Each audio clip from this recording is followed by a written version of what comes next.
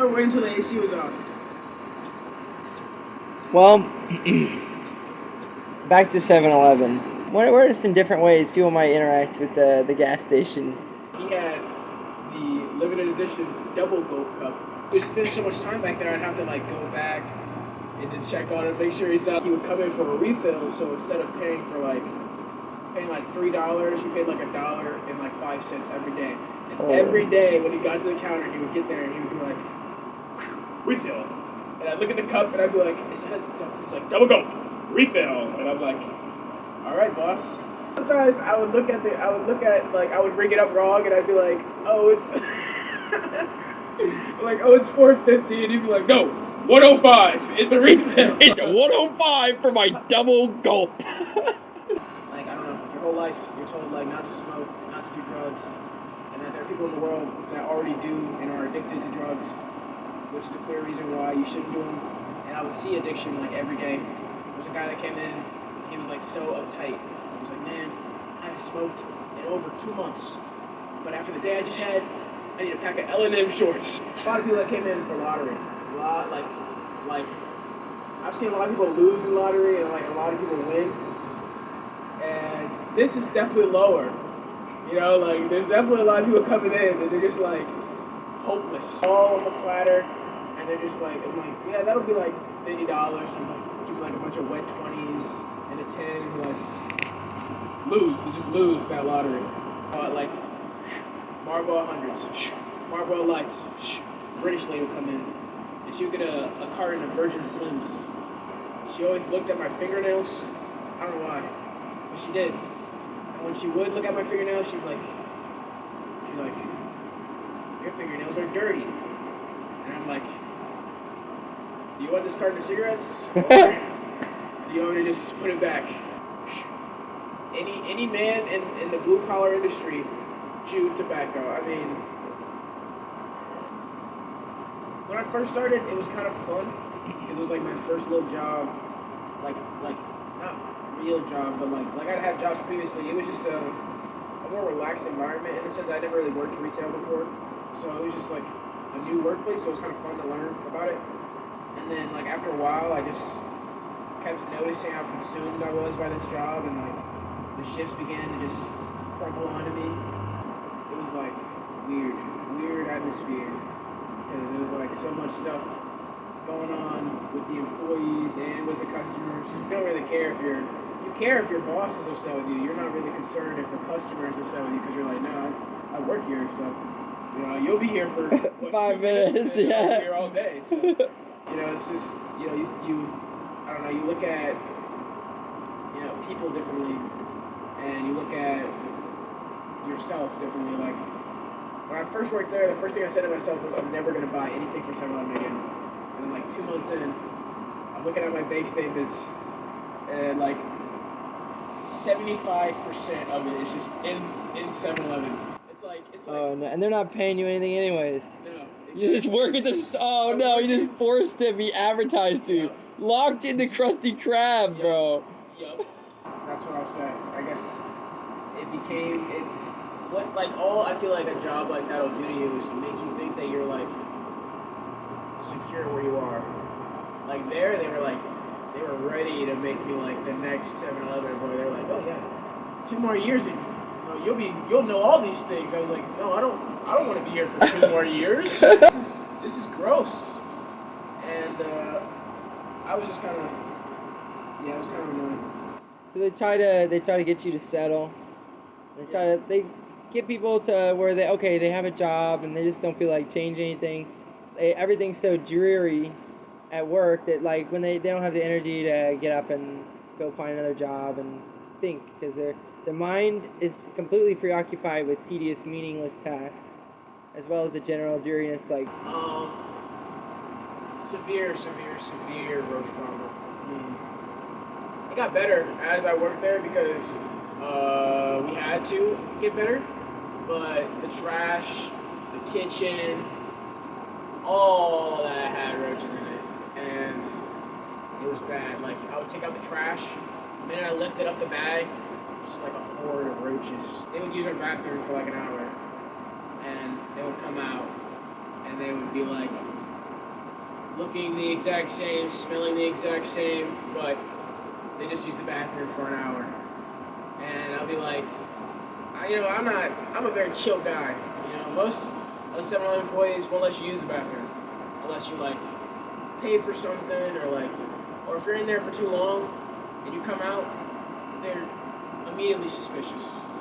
Me, I saw this homeless person. I was like, man, I probably did like a little Indian bath or some sort, scrubby dub, something like that. So, whatever, you know what I mean? They gotta stay clean. Yeah. Hell yeah. They're trying to live life. I'm gonna abort that mission. That's that. The panel in front of the cashier register for COVID, and there'd be guys that would walk in their breath would smell so bad, I could smell it through the screen. What? Like Tashu Ajad. Yeah. Yeah, it was. Yeah. Yeah.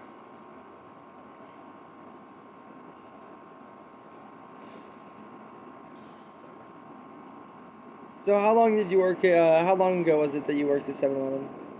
What kind of like crimes were committed besides the bathroom heroin, but heroines in the bathroom?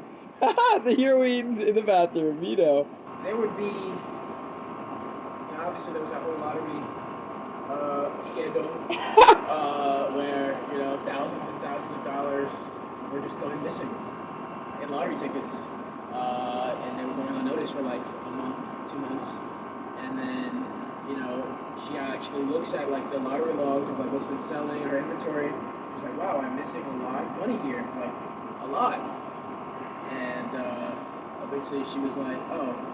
So then, like, one of the guys there was essentially stealing, like, several, like, packages of lottery, putting them into his backpack, either A, playing them, or selling them for, like, a price, and then doing it over and over and over and over and over. So he would come in, and, like, suddenly he would want a bunch of money on his Cash App, and he'd pull out, like, $700 in the hundreds, and I'm like, what do you do for a living? You don't work here.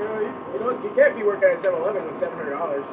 And he was like, oh no, I buy and resell stuff at the flea market. That's what he said. And I was like, the flea market. Out there, he came in, and he was like, I need a carton of Newports, a carton of Newport shorts. And I'm like, okay. He's like, I got this code. And you're gonna scan this code this many times, and I'm gonna get the Newports, pay whatever's left of the balance on this code off, and I'll get the Newports. So yeah, that's fine. And so he would have me scan it, and eventually he just paid $8 for a carton of Newports. And then I was kind of suspicious. I was like, that's a little weird, like a carton. Cigarettes for $8. I usually sell these for like 70 or 80. And then he was like, yeah, now I need 2 packs. I need 2 cartons of Newport shorts. I was like, okay. He was like, I'm gonna use the same code. And it scanned. So I was like, I don't know. So I was like, if it's working, why not? And then I stopped for a second. And I was like, man, I don't know if you can use it several times. He's like, no, bro, look. And he shows me on his phone, like, the expiration date. It's so tiny. It's like these little words. And he's like, no, bro, look, this is the coupon. And I'm like, okay. So he keeps scanning it. I keep scanning it until he's got me at about 8 cartons of Newports. And he's still paying about $13 to $14 for each pack of cartons. And he just walks out. He leaves. He just stands where he is. Then his girlfriend walks in, and she's like, "You got the cigarettes?" He's got this. He's got cigarettes. I'll tell you that much. He left, and I noticed, like, the minute he got in his car, he just zoomed off. And like 2 or 3 days later, the owner, the owner calls me in. She's like, "Aaron, come look at this. And she's showing me receipts for Newport carts sold for $8. And she's like, can you tell me what this is? And I'm like, yeah, the guy had a coupon on it. She goes, how many coupons did he have? And I was like, I don't know, they were on his phone. She looks at me and goes, this is theft. He stole all these carts. And I was like, no, he had a coupon. And she was like, did he make you ring up the carton or make you ring them up individually? And I was like, oh, individually. And she was like, he stole from us. She's like, do you know where this man is now? I was like, I don't know, it's been like 3 or 4 days. She's like, oh, he's probably left the town by now. And she was panicking, and I was like, what? She was like, well, this is gonna have to be paid. This is at least $500 in cartons of cigarettes, maybe more.